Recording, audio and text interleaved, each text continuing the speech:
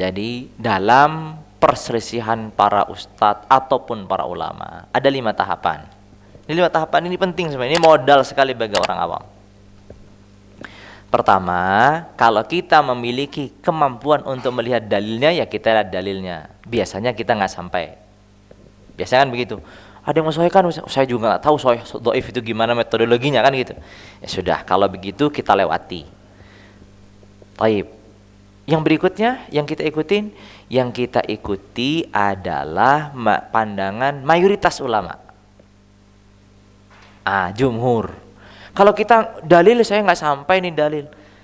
Saya tahu ini mazhabnya jumhur, itu balik lagi. Misalkan kayak tadi masalah tadi, setelah ruku itu jumhur para ulama tidak bersedekap, tapi balik lagi.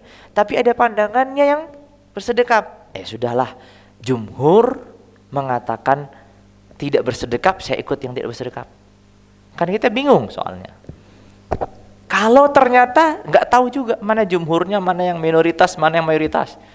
Saya tahunya cuma 2 ustadz, Ustadz A, Ustadz B. Satu mengatakan bersedekap, satu mengatakan tidak bersedekap. Saya nggak tahu ikut yang mana. Kalau begitu, ikut yang berikutnya. Apa yang berikutnya? Ikut yang berikutnya, ya kita pilih nih di antara 2 ustadz ini. Kalau memang hanya 2 ya, kita nggak tahu ulamanya siapa. Saya tahunya cuma sosok 2 ustadz saja. Kita pilih dari 2 ustadz ini. Siapa yang paling mapan ilmunya dan paling takwa, itu yang kita ikutin. Ya jelas. Dalam bidang, ya fikih. Misalkan nih, ada 2 ustadz A dan B, sama-sama bidangnya di fikih. Secara takwa sama-sama bagus, iman bagus, tapi keilmuannya ada satu lebih daripada satu. Saya ikut yang lebih. Kalau ternyata yang ketiga ini kan ada 3 ya. Tadi apa tadi pertama? Kita lihat argumentasinya.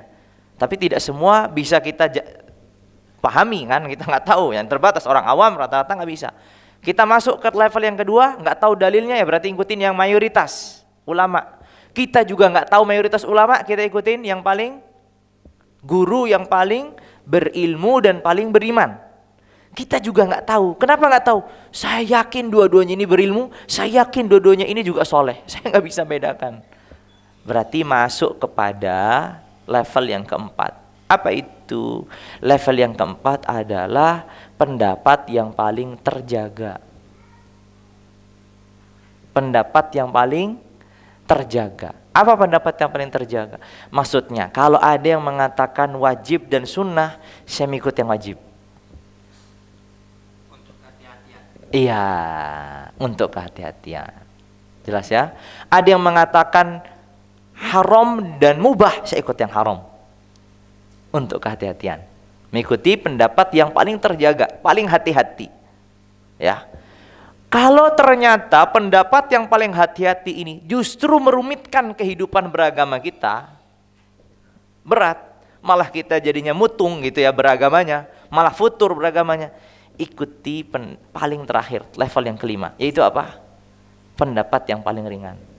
Tapi kita harus melalui level dari awal. Jangan lompat ke 5 terus. Kalau lompat ke 5 terus namanya main-main. Harus dari awal. Ikuti 1, nggak bisa 2, nggak bisa 3, begitu levelnya. Jangan lompat terus, saya mau yang ringan. Nah itu namanya mau main-main, nggak usah beragama. Kalau mau yang mudah-mudah terus. Jadi seperti itu levelnya. Jelas ya Pak ya? Jadi seperti itu. Jadi mudah sekali bagi orang awam. Makanya tadi saya katakan orang awam itu santai saja. Ustadznya beda pendapat, ya kita lihat. Tahu argumentasinya?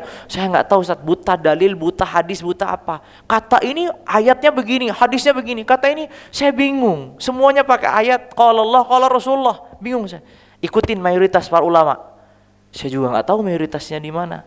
Berarti ikutin Ustadz yang paling berilmu dan paling bertakwa. Sama-sama berilmu, sama-sama bertakwa. Bingung saya.